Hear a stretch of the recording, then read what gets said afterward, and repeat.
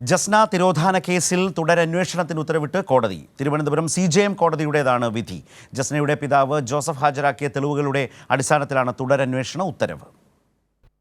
ജസ്ന തിരോധാന കേസിൽ തുടരന്വേഷണം ആവശ്യപ്പെട്ട് അച്ഛൻ ജെയിംസ് ജോസഫ് നൽകിയ ഹർജിയിലാണ് തിരുവനന്തപുരം CJM കോടതിയുടെ തുടരന്വേഷണത്തിന് ഉത്തരവിട്ടത്. ജസ്ന ജീവിച്ചിരിപ്പില്ലെന്നും അജ്ഞാത സുഹൃത്തിനെക്കുറിച്ചുള്ള വിവരങ്ങൾ രഹസ്യമായി കൈമാറാമെന്നും പിതാവ് കോടതിയെ അറിയിച്ചിരുന്നു. ജസ്ന എല്ലാ വ്യാഴാഴ്ചയും പോകാറുള്ള പ്രാർത്ഥനാ കേന്ദ്രത്തിൽ വച്ചാണ് യുവാവിനെ പരിചയപ്പെട്ടത് എന്നാണ് പിതാവ് പറയുന്നത്.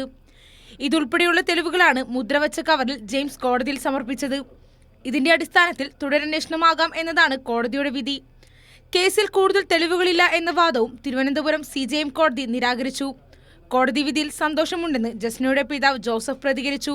വളരെ സന്തോഷമുള്ള ഒരു കാര്യമാണ്. നമ്മൾ ഇത്രയും കാലം അന്വേഷിച്ചിട്ട് യാതൊരു സൂചനയും കിട്ടാത്ത സാഹചര്യത്തിൽ CBI അന്വേഷണം അവസാനിപ്പിച്ച സാഹചര്യത്തിൽ തുടരന്വേഷണം വേണമെന്നും പറഞ്ഞ് ഞാൻ CJM കോടതിയിൽ ഹർജി പെറ്റീഷൻ കൊടുത്തിരുന്നു. അത് കോടതി ശരിക്കും അത് പഠിച്ചിട്ടും തന്നെയാണ് ഇപ്പോൾ തുടരന്വേഷണത്തിന് ഉത്തരവിട്ടിരിക്കുന്നത്.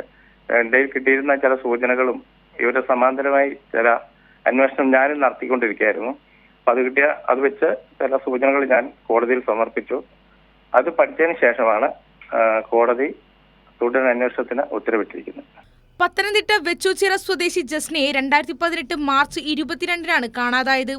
2021 ഫെബ്രുവരിയിലാണ് കേസ് CBI ഏറ്റെടുക്കുന്നത്.